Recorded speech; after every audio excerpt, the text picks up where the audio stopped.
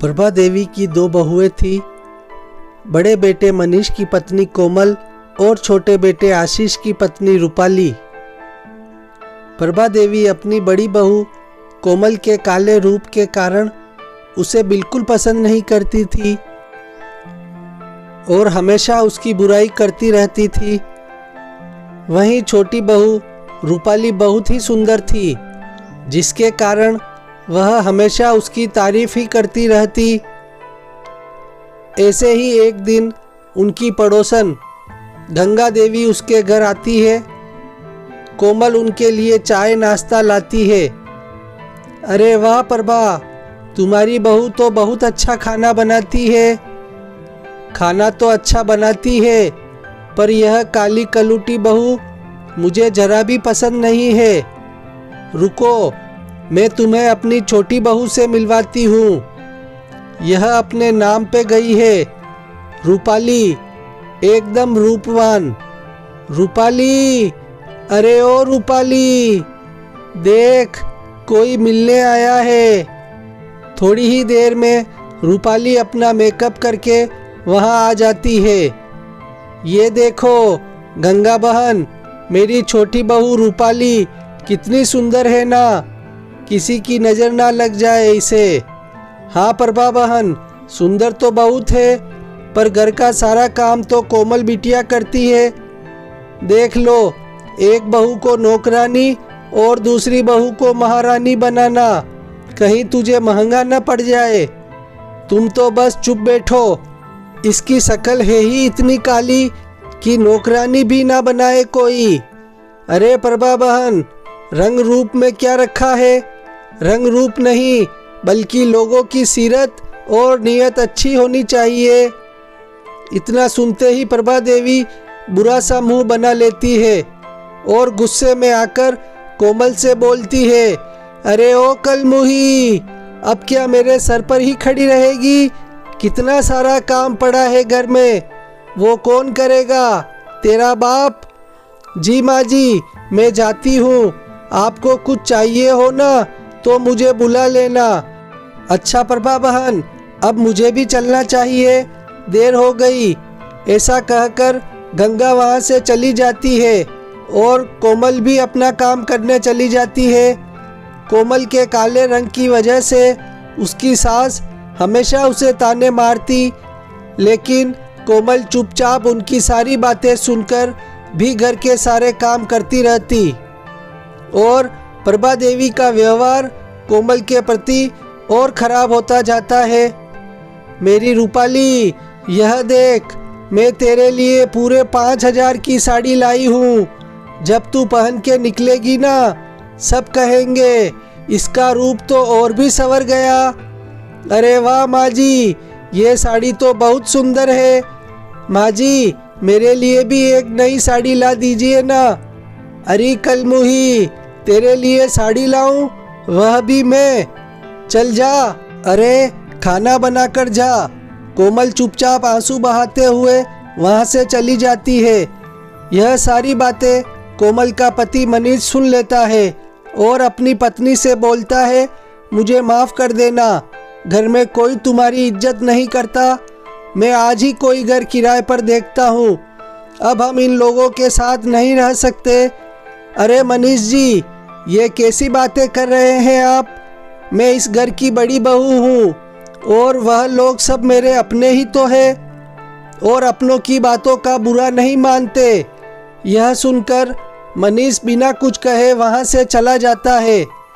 प्रभा देवी, ऐसे ही एक दिन, हाय मैं लुट गई, बर्बाद हो गई।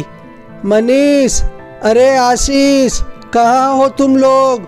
उनकी रोने की आवाज़ सुनकर सब लोग उनके पास पहुँचते हैं। अरे माँ, क्या हुआ? आप रो क्यों रहे हो? अरे मेरे लाल, सारे रुपए और गहने चोरी हो गए। कितनी मेहनत से पाई पाई जोड़कर गहने बनवाए थे। हो ना हो, जरूर इस कलमुही ने ही चुराए होंगे। यह कैसी बातें कर रही है आप? मैंने तो कभी आपके गहने देखे तक नहीं है। हाँ माँ, आप हमेशा कोमल को ही परेशान करते हो, यह ठीक नहीं है। ऐसा कहकर मनीष वहाँ से चला जाता है। ऐसे ही कुछ दिन बीत जाते हैं। एक दिन आशीष और रूपाली माँ के पास आते हैं और कहते हैं, माँ, मैंने पास ही एक नया घर खरीदा है और अब हम वहीं रहेंगे। अरे बेटा, तुमने कभी बताया नहीं कि अलग रहने का प्लान बना रहे हो। क्या है ना, आपको सरप्राइज देना था, इसलिए नहीं बताया। अच्छा माँ, अब हम चलते हैं। ऐसा बोलकर वो दोनों वहाँ से चले जाते हैं। अपनी चहेती बहू के जाने की बात सोच सोच कर उसका दिल बैठा जा रहा था।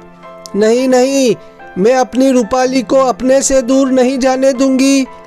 मैं अभी उनके पास जाकर उन्हें समझाऊंगी। वो ज़रूर मेरी बात समझेंगे। मैं कितना प्यार करती हूँ अपनी छोटी बहू रूपाली से।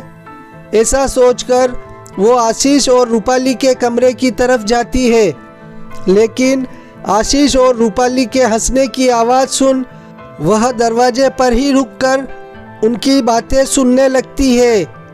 आज मैं बहुत खुश हूँ, अब हमारा अपना घर होगा। इतना खुश होने की ज़रूरत नहीं है, आपसे तो कभी घर बनता ही नहीं। अगर मैं माँ जी के पैसे और गहने आपको चोरी करके ना देती।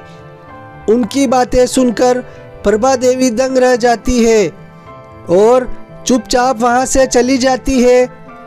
अपनी चहेती बहू और बेटे के इस धोखे को वह बर्दाश्त नहीं कर पाती, जिसके कारण उसे हार्ट अटैक आ जाता है और वह बेहोश होकर वहीं ज़मीन पर गिर जाती है। तभी वहाँ मनीष आ जाता है। वह तुरंत ही डॉक्टर को फ़ोन करके बुलाता है। डॉक्टर उनकी जांच करता है और कहता है, इनको हार्ट अटैक आया था।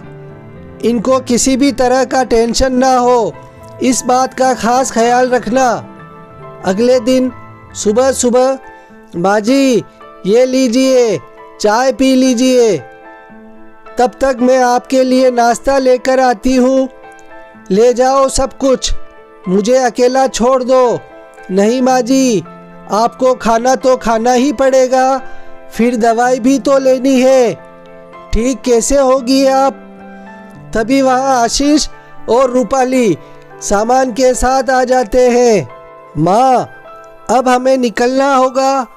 अरे बेटा, कम से कम मेरी तबीयत ठीक हो जाने तक तो रुक जाते।